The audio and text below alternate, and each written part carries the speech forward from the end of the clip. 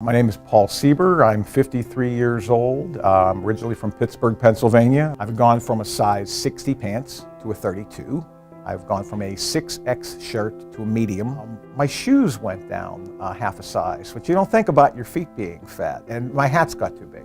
So you always, you never think about things. People say, oh, you've got a fat head. Oh, you actually really do. You do get a fat head. I was a large man most of my life. Actually, I played football in college and continued to eat like I was still an athlete after I quit playing. I've actually had 2 weight loss surgeries. In 2005, I had a gastric laparoscopic banding, a lap band, which was removed in 2015. And earlier this year, in 2018, in February, I had a gastric bypass.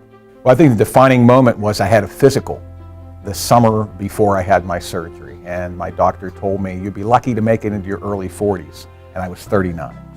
So being told that you're not going to go for more than a few more years is kind of a wake-up call. I had a young daughter at home, I had a mortgage, I had a wife, I had a family, and the idea of only living a few more years was pretty devastating. I was on blood pressure medication, I was on cholesterol medication, I was pre-diabetic. I was to the point where even walking a short distance would make me winded, having trouble with stairs, arthritis in my knees, bad back.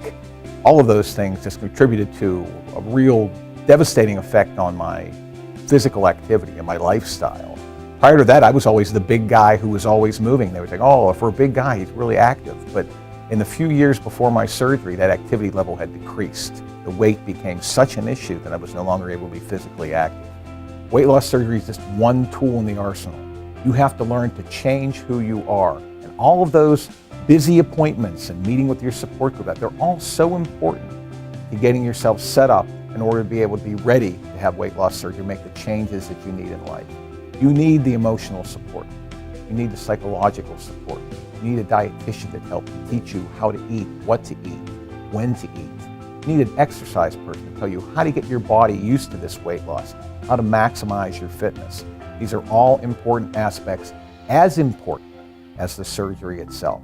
And if you're not prepared to make all those kind of changes, then you're not ready for weight loss surgery.